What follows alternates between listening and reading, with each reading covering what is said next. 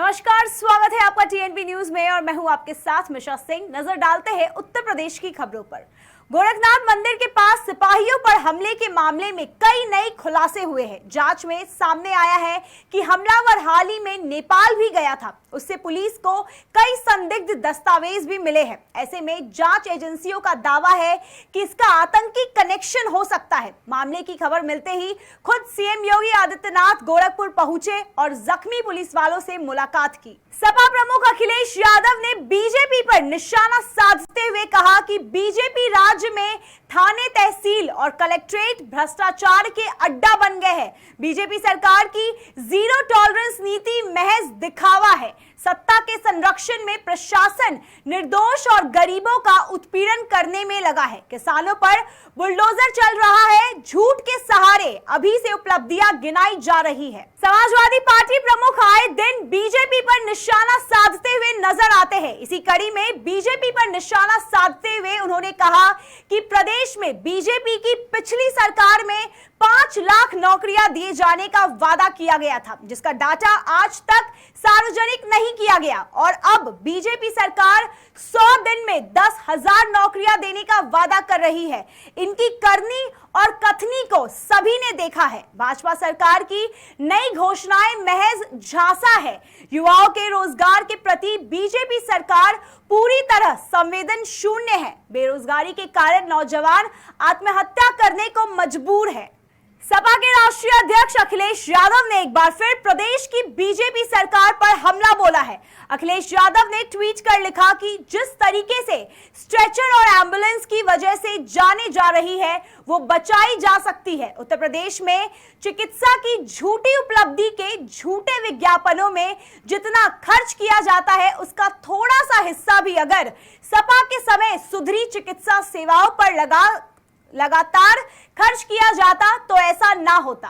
गोरखनाथ मंदिर के हमलावर मुर्तजा अब्बासी की लगातार जांच की जा रही है। एटीएस की जांच में पता चला है कि मुर्तजा ने सिद्धार्थनगर के अलीगढ़वा बॉर्डर से नेपाल में प्रवेश किया था और वापस आने के बाद अलीगढ़वा से ही उसने हथियार खरीदा था। बता दें कि एटीएस की टीम ने महाराजगंज से 2 संदिग्धों को भी हिरासत में लिया है और उनसे पूछताछ की जा रही है।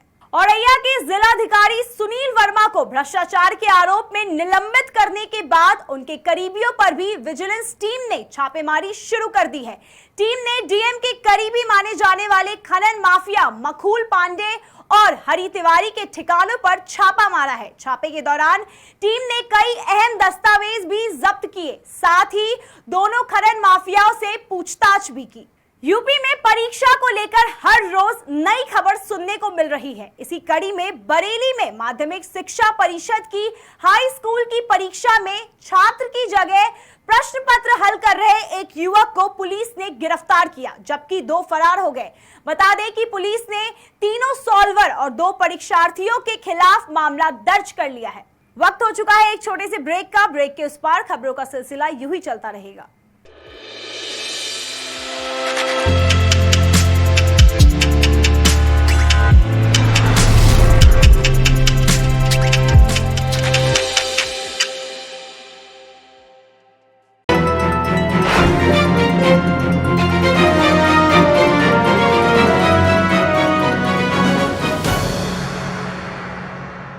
स्वागत है आपका। ब्रेक के बाद एक नजर डालते हैं आगे की खबरों पर।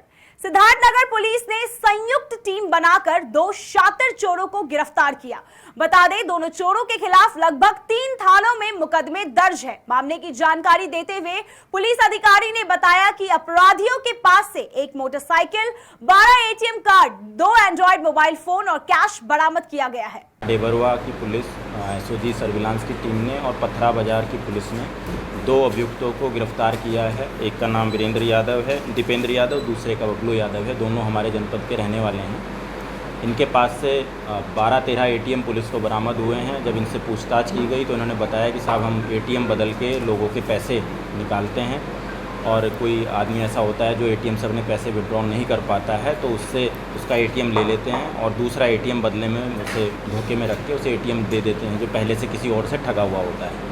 इस तरीके से लोगों के साथ में ठगी करते हैं। इस गिरोह के 2 सदस्य पकड़े गए हैं और लोगों के संबंध में जांच की जा रही है। इस तरीके की घटनाएं इन्होंने हमारे जनपद में की हैं। 3 मुकदमे इनके ऊपर पहले से चल रहे हैं। 2021 का मुकदमा है, 2022 के मुकदमे हैं, और अन्य जो अगल बगल के जनपद हैं, इन एटीएम की जब हम तस्दीक करेंगे तो उससे पता चलेगा कि और किस किस के साथ इन्होंने घटना की हुई है।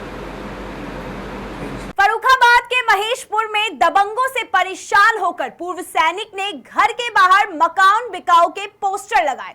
बता दें कि कई बार पीड़ित ने पुलिस से न्याय की गुहार लगाई, जिसके बाद से दबंगों ने पीड़ित को और परेशान करना शुरू कर दिया। जबरदस्ती ट्रैक्टर निकालकर पीड़ित के घर की दीवार तोड़ दी और मारपीट भी की। जदुनाथ सिंह, निवासी महेशपुर।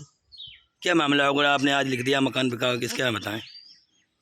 शैलेंद्र सिंह ने मकान में टक्कर मारी और मकान चटक गया और घर वालों को मारने के लिए दौड़े। दरवाजे पर गांव वालों ने पकड़ लिया दरवाजे पर और बुरी बुरी गालियां दी जो सुनास नहीं आती है। इस तरीक़ा से नाजायज गालियाँ दी घर वालों को। मारपीट की आपसे और मेरे को धक्का दिया। दहीनी बाजू में चोट लगा है, दहीनी बाजू में चोट ये भी लगा है, दहीनी बाजू। पुलिस को आपने सूचना दी? पुलिस वालों को 29 तारीख को एप्लीकेशन दिया। अभी तक कोई आदमी यहाँ पर आया नहीं। सिंह का लड़का वो मंटू टोकरी पर दौड़ा मारने के लिए, गांव वालों ने पकड़ लिया और बुरी बुरी गालियाँ दी उनको। योगी 2.0 सरकार आते ही बदमाशों के साथ साथ नेताओं के भी तेवर बदलते नजर आ रहे हैं। अपर नगर आयुक्त को धमकाने और कार्यालय में घुसकर हंगामा करने वाले सपा नेता यूसुफ मलिक ने रामपुर की कोर्ट में सरेंडर कर दिया। अपर नगर आयुक्त को धमकाने के बाद सपा नेता फरार चल रहा था, लेकिन योगी सरकार का एक्शन मोड देख के वो खुद पुलिस के सामने आ गया। अयोध्या में आज सुबह दर्दनाक सड़क हादसा हो गया। यहां नेशनल हाईवे 27 पर ओवरटेक करते समय एक प्राइवेट बस अनियंत्रित होकर डिवाइडर पर पलट गई, जिसमें 3 लोगों की मौके पर ही मौत हो गई और करीब 20 यात्री घायल बताए जा रहे हैं। हादसे की सूचना मिलते ही पुलिस मौके पर पहुंची और घायलों को अस्पताल में भर्ती कराया। बता दें, हादसे का शिकार हुई बस दिल्ली से सिद्धार्थनगर जा रही थी। तो कितने लोग की डेथ हुई और क्या स्थिति है? दिल्ली से बासी एक बस जा रही थी जो राजस्थान नंबर की है और थाना कैंट क्षेत्र में ताजनगर के पास जो फ्लाईओवर वहाँ चढ़ते समय इस वाहन की दुर्घटना हुई। जो अभी तक प्रत्यक्षदर्शियों और जो पैसेंजर हैं उनसे बातचीत में जो पता चला है, उसमें ये पता चला है कि जब वो बस फ्लाईओवर के ऊपर चढ़ा रही थी उस समय किसी वाहन को ओवरटेक करने के चक्कर में फ्लाईओवर की साइड रेलिंग से वो टकराई और उसके बाद वो बस पलट गई। तत्काल वहाँ पे पुलिस टीम और मेडिकल टीम वहाँ पहुँची। घायल जो हैं उनको तत्काल जिला अस्पताल लाया गया।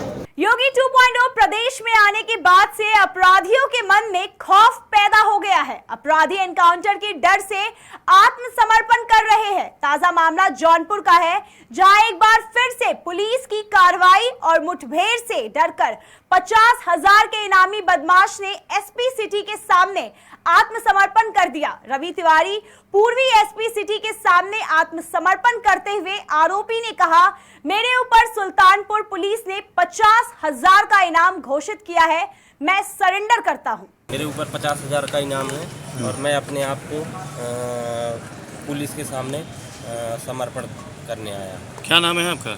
रवि तिवारी उर्फ वीर। क्या क्या मुकदमे हैं आपके ऊपर? जी, खुटहन से मेरे ऊपर एक 302 का 120 भी है और एक करौदी थाने जिला सुल्तानपुर से मेरे ऊपर 386 387 का मुकदमा। आप कोर्ट में भी सरेंडर कर सकते थे, लेकिन पुलिस में क्यों आए? सर, हमको डर लग रहा था कि न्यायालय गेट से भी उठाया जा सकता है। इनकाउंटर का डर आपको? इनकाउंटर का कि बुलडोजर का डर आपको? जी, दोनों का।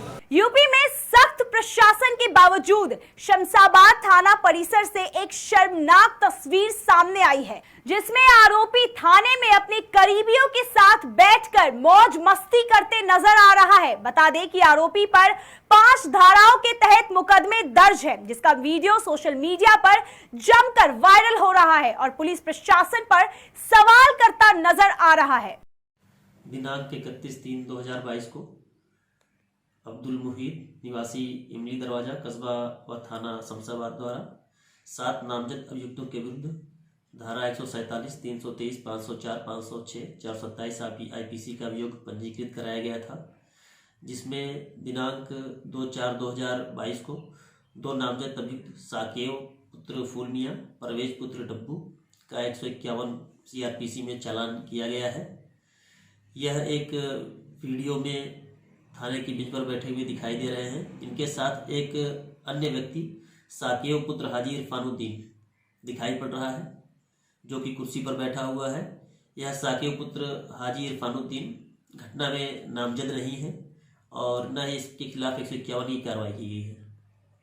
उत्तर भारत के साथ ही यूपी भी भीषण गर्मी की चपेट में है। यहां पर पारा 41 डिग्री के पार चला गया। मौसम विभाग के मुताबिक आने वाले दिनों में भी गर्मी से राहत के आसार नहीं दिख रहे हैं। इतना ही नहीं, मौसम विभाग की तरफ से लू चलने का अलर्ट भी जारी किया गया है। अगर मौसम विभाग के अनुमान की बात करें तो अगले 6 दिनों में गर्मी और प्रचंड होगी। अधिकतम तापमान 43 डिग्री के पार जाने की संभावना है। आगे की तमाम खबरें देखने के लिए बने रहिए TNP न्यूज के साथ और हमारे चैनल को लाइक, कमेंट, सब्सक्राइब जरूर करें और ताजा अपडेट्स के लिए www.tnpnews.in पर जाएं।